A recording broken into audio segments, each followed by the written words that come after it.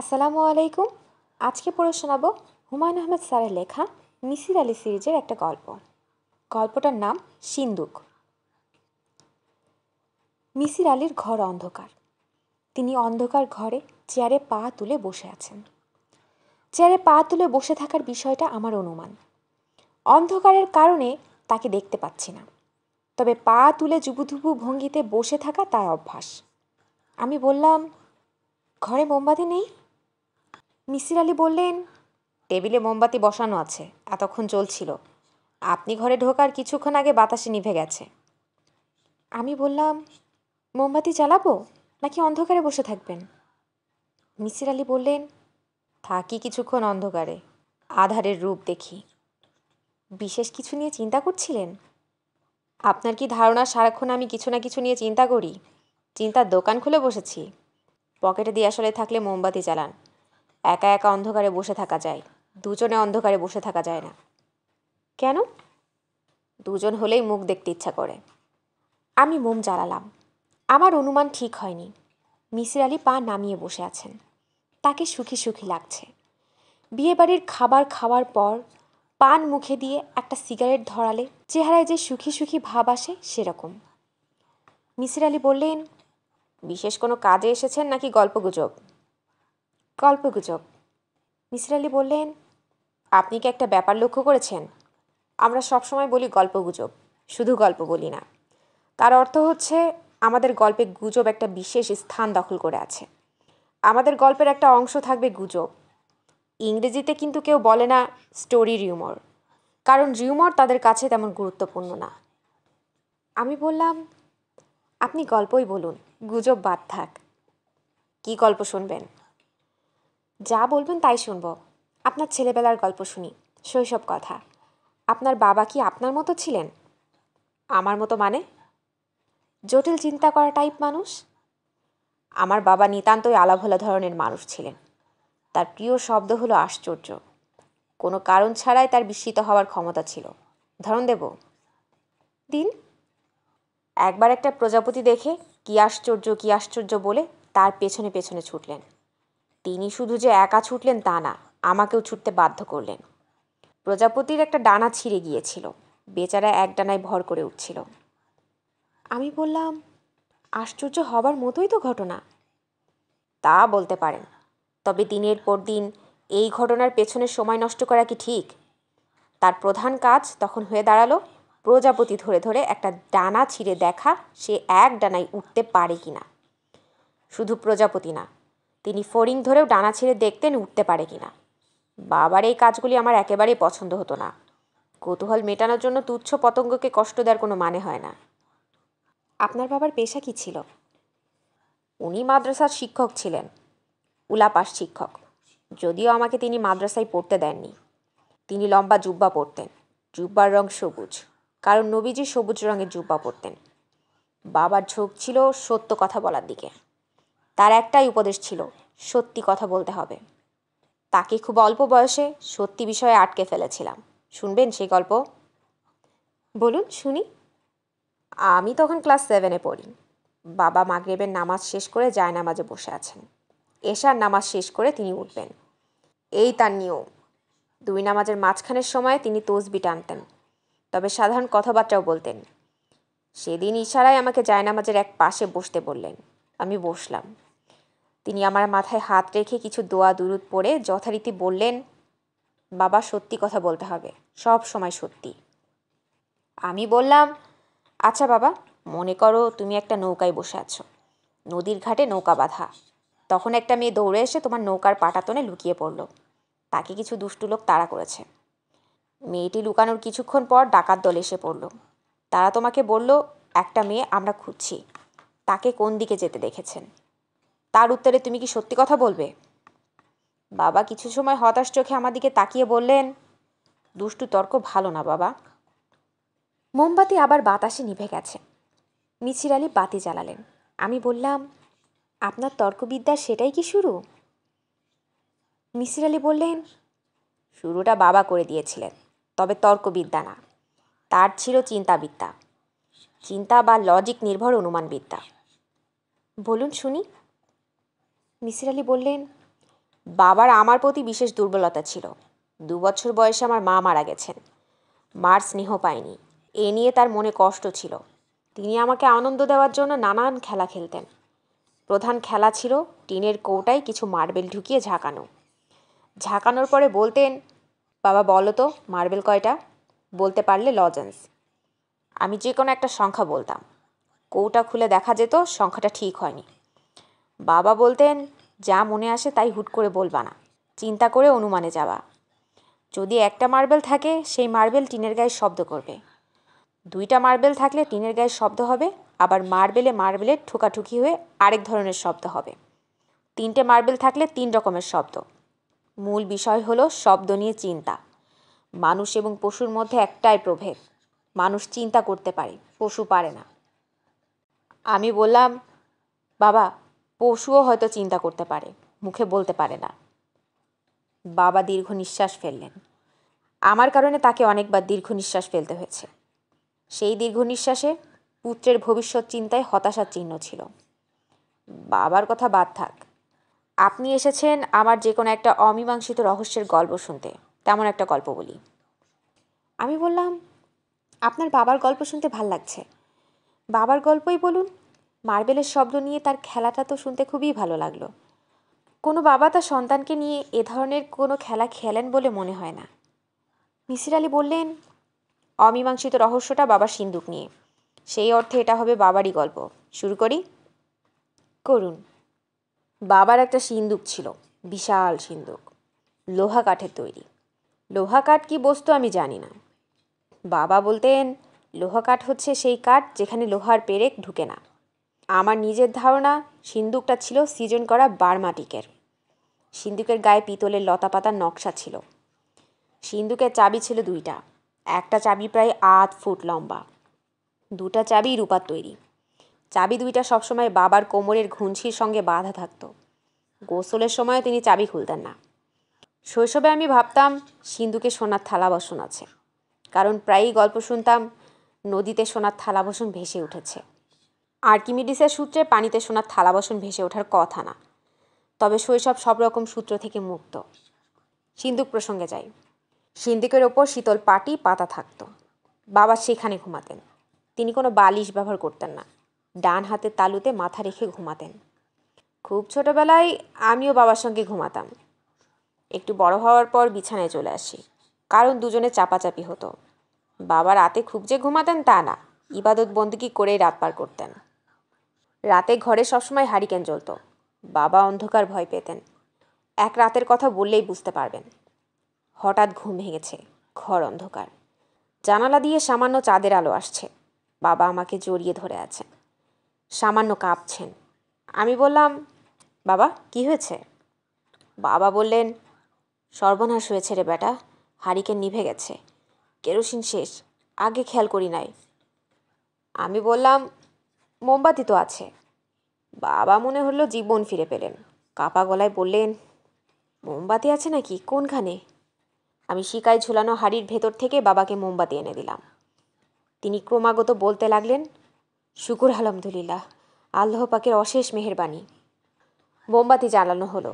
তাকিয়ে দেখি ভয়ে আতঙ্কে বাবার মুখ পাংশু বর্ণ, কপালে ঘাম। আমি বললাম, তুমি অন্ধকার এত ভয় পাও কেন বাবা? বাবা বিড়বিড় করে বললেন, আছে, ঘটনা আছে, তোকে বলা যাবে না, তুই পোলাপান মানুষ, ভয় পাবি। এই সময় আমাদের ঘরের পেছনের দিকে ধূপ ধাপ শব্দ হতে শুরু করলো। আমি বললাম, শব্দ কিসের বাবা?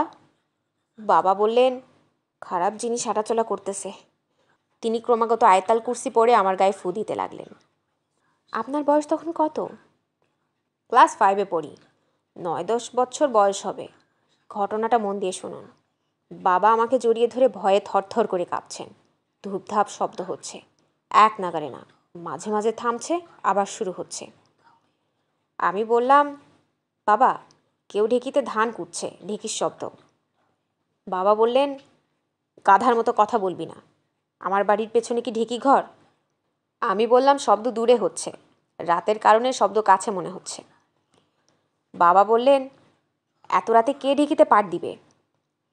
আমি বললাম, হিন্দু বাড়িতে সকাল হওয়ার আগেই ঢেঁকি শুরু হয়। এখনই সকাল হবে। আমার কথা শেষ হওয়ার প্রায় সঙ্গে সঙ্গেই মসজিদে আজান শোনা গেল। বাবা আমার মাথায় হাত রেখে বললেন, মাশাআল্লাহ মাশাআল্লাহ, আল্লাহ পাক তোর মাথায় বুদ্ধি দিয়েছেন।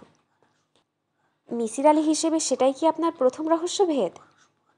তা বলতে পারেন, তবে ঢেকির শব্দে রহস্যভেদ ছাড়াও ওই রাতে আমি প্রথম বুঝতে পারি আমার বাবা অসুস্থ।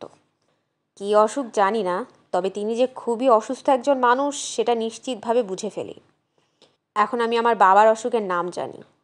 সাইকোলজির ভাষায় এই অসুখের নাম পেরানোয়া, কারণ ছাড়া ভয়ে অস্থির হয়ে যাওয়া, সব সময় ভাবা তাকে মেরে ফেলার ষড়যন্ত্র হচ্ছে। বাবা মাদ্রাসার চাকরি ছেড়ে দিলেন, কারণ মাদ্রাসায় যেতে হলে সেনবাড়ির ভিটার উপর দিয়ে যেতে হয়, ঘন জঙ্গলের ভিতর দিয়ে রাস্তা। সেখানে নাকি খারাপ জিনিসটা তাকে ধরার জন্য বসে থাকে। একবার একটা ধরেও ফেলেছিল। তিনি অনেক কষ্টে ছাড়া পেয়েছেন। বাবার বিপর্যস্ত মানসিক অবস্থার একটি গল্প শুনুন। তিনি একবার বাড়িতে মাদ্রাসার এক তালেবুল ইলমকে নিয়ে এলেন। আমার কানে কানে বললেন, এ কিন্তু মানুষ না, জিন। মানুষের বেশ ধরে মাদ্রাসায় পড়াশোনা করে। আমি বললাম, কিভাবে বুঝলেন? বাবা বললেন, সবাই জানে। একবার সে মাদ্রাসার হোস্টেলে তার ঘরে শুয়ে আছে। তার একটা বই দরকার। বইটা অনেক দূরে টেবিলের ওপর। সে বিছানা থেকে না উঠে হাত লম্বা করে টেবিল থেকে বই নিল। কে দেখেছে? তার রুমমেট দেখেছে। সেই সবাইকে বলছে। জিনটার নাম কি? কালাম, পড়াশোনায় তুখোড় ছাত্র। জিন কালাম দুপুরে আমাদের সঙ্গে কই মাছ খেল এবং গলায় কই মাছের কাঁটা ফুটিয়ে অস্থির হয়ে পড়ল। আমি বাবাকে বললাম, বাবা, সে জিন, তার গলায় কাঁটা ফুটবে কেন? বাবা বললেন, মানুষের বেশ ধরে আছে তো, এই জন্য ফুটেছে। আমি বললাম, এখন কিছুক্ষণের জন্য জিন হয়ে কাঁটা দূর করছে না কেন? বাবা চিন্তিত ভঙ্গিতে বললেন, সেটাও একটা বিবেচনার কথা। মাদ্রাসা চাকরি ছেড়ে বাবা দিনরাত ঘরেই থাকেন। তার প্রধান কাজ সিন্দুক ঝাড়পোছ করা, তেল ঘষা। আগে মাসে একদিন তিনি বাড়িতে রেড়ির তেল নিয়ে বসতেন, সিন্দুকে তেল ঘষতেন। এখন প্রতি সপ্তাহে তেল ঘষেন, তবে সিন্দুকের ডালা কখনো খোলেন না। আমি একদিন বললাম, বাবা, সিন্দুকের ভেতরে কি আছে? বাবা বললেন, সিন্দুকে কি আছে তা নিয়ে তোমাকে চিন্তা করতে হবে না। তুমি এই সিন্দুকের ধারে কাছে আসবা না, নিজের পড়াশোনা নিয়ে থাকবা। ক্লাস 5-এ বৃত্তি পরীক্ষা আছে, বৃত্তি যেন পাও সেই চেষ্টা করো। তোমার নিজের টাকাতে তোমাকে পড়তে হবে, আমি অক্ষম। প্রায় দেখতাম বাবা সিন্দুকের গায়ে কান লাগিয়ে বসে আছেন, যেন সিন্দুকের ভেতরে কিছু হচ্ছে, তিনি তার আওয়াজ পাচ্ছেন। এই অবস্থায় আমাকে দেখলে তিনি খুব লজ্জা পেতেন। ক্লাস 5-এ কি আপনি বৃত্তি পেয়েছিলেন? না, বৃত্তি পরীক্ষায় দেওয়া হয়নি। বৃত্তি পরীক্ষার সময় বাবা খুবই অসুস্থ। এখন মারা যান, তখন মারা যান অবস্থা। আমি সারাক্ষণ বাবার সঙ্গে আছি। বাবার মাথা তখন বেশ এলোমেলো। সিন্দুকের চাবি তার ঘুনশিতে বাঁধা। তারপরেও 2 হাতে চাবি চেপে ধরে বসে থাকেন। তার একটাই ভয়, খারাপ জিনিসগুলি চাবি চুরি করে নিয়ে সিন্দুক খুলে ফেলবে, সর্বনাশ হয়ে যাবে। এক রাতের কথা, বাবার জ্বর খুব বেড়েছে। তিনি সিন্দুকের ওপর ঝিম ধরে বসে আছেন। হঠাৎ আমাকে কাছে ডাকলেন। আমি তার কাছে গেলাম। বাবা বললেন, সিন্দুকে কান দিয়ে শোন তো দেখি, কিছু শোনা যায় কি না। কিছু কি শোনা যায়? আমি সিন্দুকে কান রাখলাম। বাবা বললেন, কিছু শুনতে পাচ্ছিস? আমি বললাম, কি শোনা যায়? বুঝতে পারছি না। বাবা বললেন, সিন্দুকের ভেতরে কেউ কি নুপুর পায়ে হাঁটে? আমি বললাম, বাবা বললেন, ভালো মতো শোন, পরিষ্কার করে বল। হা না, আমার সময় শেষ। তোকে এখন সিন্দুকের দায়িত্ব বুঝিয়ে দেওয়ার সময় হয়ে গেছে। দায়িত্ব বুঝিয়ে দিতে পারলে আমার মুক্তি, তার আগে মুক্তি নাই। কি শোনা যায় বল। আমি বললাম, নূপুর পায়ে সিন্দুকের ভেতরে কেউ হাঁটছে, থেমে থেমে হাঁটে। বাবা বললেন, এখন বুঝতে পারছিস কেন সিন্দুকে কান দিয়ে থাকি? বুঝতে পারছি। সিন্দুক খোলো, দেখি ভিতরে কি। বাবা রাগী গলায় বললেন, সিন্দুক খোলার নাম মুখেও নিবি না। আমার বাপচার মৃত্যুর সময় সিন্দুকের দায়িত্ব আমার কাছে দিয়ে গেছিলেন। বলেছেন কখনো যেন সিন্দুক না খুলি। আমি খুলি নাই, তুইও খুলবি না। সিন্দুকের চাবি সারা জীবন সঙ্গে রাখবি। আমি কিছুক্ষণ চুপ করে থেকে বললাম, বাবা, আমি যখন সিন্দুকে কান চেপে ধরেছিলাম তখন তুমি শরীর দোলাচ্ছিলে। শরীর দোলানোর জন্য সিন্দুকের চাবি ঠুকাঠুকি হয়ে নূপুরের মতো শব্দ হয়েছে। বাবা বললেন, হ্যাঁ ঠিক আছে, তোর বুদ্ধি মাশাআল্লাহ খুবই ভালো। আমার মৃত্যুর পর সিন্ধুকে কান চেপে ধরবি, যখনই সময় পাবি তখনই ধরবি, নানান ধরনের শব্দ শুনবি, কিশোরী মেয়ে মানুষের গলা, মেয়ে মানুষের হাসি, প্রশ্ন করলে মাঝে মাঝে জবাব পাবি, শুধু একটাই কথা, সিন্দুক খুলবি না। এই ঘটনার 1 সপ্তাহ পরে বুধবার রাতে বাবা মারা গেলেন। মৃত্যুর সময় তার মুখে একটাই কথা, সিন্দুকের চাবি। আমার সিন্দুকের চাবি খারাপ জিনিস নিয়ে গেছে, সর্বনাশ, আমার মহা সর্বনাশ। তার কোমরের ঘুনসিতে চাবি ছিল না, পুরো বাড়ি তন্ন তন্ন করে খুঁজেও চাবি পাওয়া গেল না। বাবার মৃত্যুর পর আমি অথৈ সমুদ্রে পড়লাম, পড়াশোনা বন্ধ হওয়ার উপক্রম হলো। তখন আমাদের স্কুলের অঙ্ক স্যার প্রণববাবু বললেন, তুই আমাদের বাড়িতে উঠে আয়, এই বাড়ি তালাবদ্ধ থাকুক। আমি স্যারের বাসায় উঠলাম। স্যারের স্ত্রীর নাম দুর্গা। তিনি আমাকে বললেন, তুই আমার ঠাকুর ঘরে কখনো ঢুকবি না, পানি বলবি না, বলবি জল, তাহলেই হবে। এখন আয় আমাকে প্রণাম কর, পায়ে হাত না দিয়ে প্রণাম কর, স্নান করে এসেছি, ঠাকুর ঘরে ঢুকবো। আমি কদমবুসি করার মতো করলাম। তিনি বললেন, মুসলমানের ছেলে, প্রণামের ঢং দেখো। প্রথম দিন মহিলার কথায় আহত হয়েছিলাম, কয়েকদিনের মধ্যে বুঝলাম এই পৃথিবীতে 5 জন ভালো মানুষের মধ্যে তিনি একজন। তিনি কখনো বলেননি আমাকে মা ডাকতে, কিন্তু আমি তাকে মা ডাকতাম। তিনি আমাকে ডাকতেন মিশ্রি। তার মৃত্যুর পর আমি মুখাগ্নি করি, কারণ তিনি বলে গিয়েছিলেন মৃত্যুর পর মুসলমান বদপোলাটা যেন আমার মুখাগ্নি করে। তাদের পরিবার কঠিন নিরামিষী ছিল, আমাকে নিরামিষ খাবার খেতে হতো। আমার আমিষ খাবার অভ্যাস যেন নষ্ট না হয়ে যায়, এই জন্য মা আমাকে আলাদা হাঁড়িতে মাঝে মধ্যে ডিম রান্না করে দিতেন। আমার মায়ের গল্প আলাদাভাবে আরেকদিন বলবো। আমার আনসলভড খাতায় ওনার ছোট্ট একটা অংশ আছে। উনি প্রতি অমাবস্যায় অপদেবতাদের ভোগ দিতেন। বাড়ির পেছনের জঙ্গলে একটা শেওড়া গাছের নিচে কলাপাতায় করে গজার মাছ পুড়িয়ে দিতেন। তিনি বলতেন, ভোগ দেওয়ার কিছুক্ষণের মধ্যে একজন অপদেবতা ভোগ গ্রহণ করার জন্য আসতেন। সেই অপদেবতার চোখ নেই, তার শরীরে মাংস পোড়ার গন্ধ। একদিন আমি মার সঙ্গে অপদেবতাকে ভোগ দিতে গিয়েছিলাম।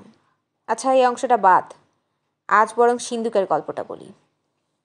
আমি স্কুল ছুটির দিনে নিজের বসত বাড়িতে যেতাম। বাড়ি তালাবদ্ধ থাকতো। তালা খুলে ঘর ঝাড় দিতাম এবং বেশ কিছু সময় সিন্দুকে কান লাগিয়ে বসে থাকতাম। সিন্দুকের ভেতর থেকে কোনো আওয়াজ আসতো না, আসবে না জানতাম, তারপরেও অভ্যাস বসে কান লাগিয়ে থাকা। একদিনের কথা, সিন্দুকে কান লাগিয়ে বসে আছি, হঠাৎ শুনলাম ঝিনঝিনে মেয়েদের গলায় কেউ একজন বলল, এই এই, আমি আমি আমি আমি, এই এই। আতঙ্কে আমার শরীর প্রায় জমে গেল। আমি ছিটকে দূরে সরে গেলাম। মনে হচ্ছে সিন্দুকটা সামান্য নড়ছে, কেউ একজন প্রাণপণ চেষ্টা করছে ভেতর থেকে সিন্দুকের ডালা খোলার।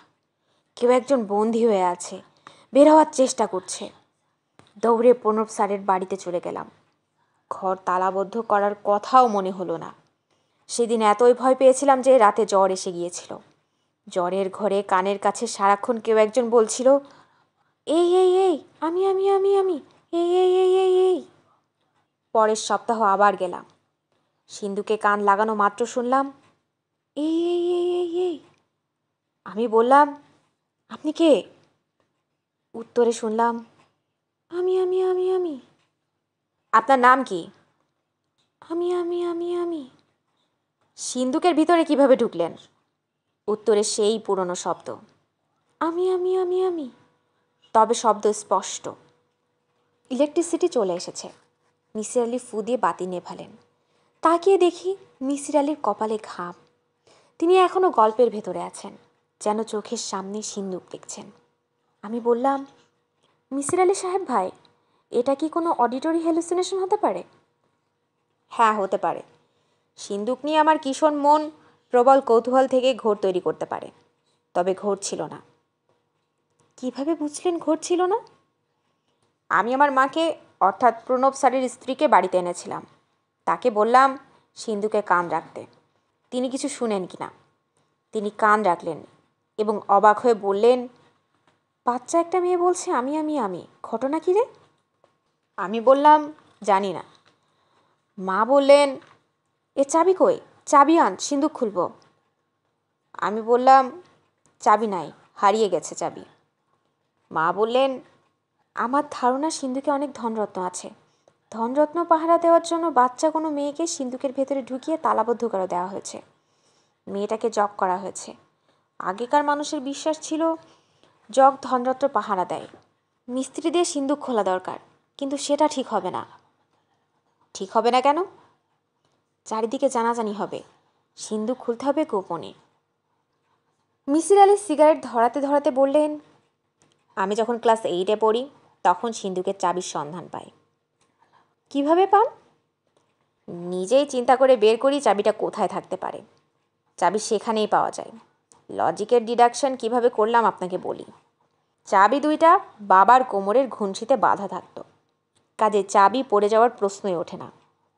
বাবার কথা মতো খারাপ জিনিস তার কাছ থেকে চাবি ছিনিয়ে নিয়েছে, এও হবার কথা নয়। বাবা নিজেই লুকিয়ে রেখেছেন। তার শরীর তখন খুবই খারাপ ছিল, কাজেই দূরে কোথাও লুকাবেন না, বাড়ির ভেতরে বা বাড়ির আশেপাশে লুকাবেন। মাটি খুঁড়ে কোথাও লুকাবেন না, মাটি খোলার সামর্থ্য তার ছিল না, আর খোঁড়াখুড়ি করলেই লোকজনের দৃষ্টি আকর্ষণ করবেন।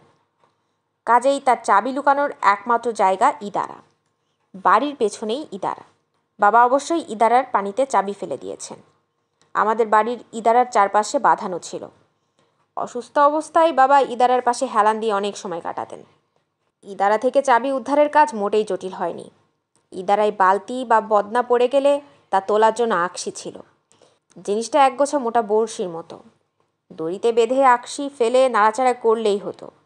ডুবন্ত জিনিসটি বড়শিতে আটকাতো। আপনি চাবি পেয়ে গেলেন? হ্যাঁ। সিন্ধুক খুললেন? হ্যাঁ। সিন্ধুকে কি ছিল? মিসির আলি সিগারেটে লম্বা টান দিয়ে বললেন, সিন্ধুক ছিল সম্পূর্ণ ফাঁকা, কিছুই ছিল না। কিছুই ছিল না? এক টুকরা কালো সুতাও ছিল না। এর পরেও কি আপনি সিন্ধুকে কান রেখে কথা শোনার চেষ্টা করেছেন? করেছি, কিছুই শুনিনি। সিন্ধুকের গল্প এখানেই শেষ। যান, বাসায় চলে যান, অনেক রাত হয়েছে। সিন্ধুক গল্পটা এখানেই শেষ। এরপরে নতুন কোনো গল্প নিয়ে খুব শীঘ্রই এসছে আমার ইউটিউব চ্যানেলে।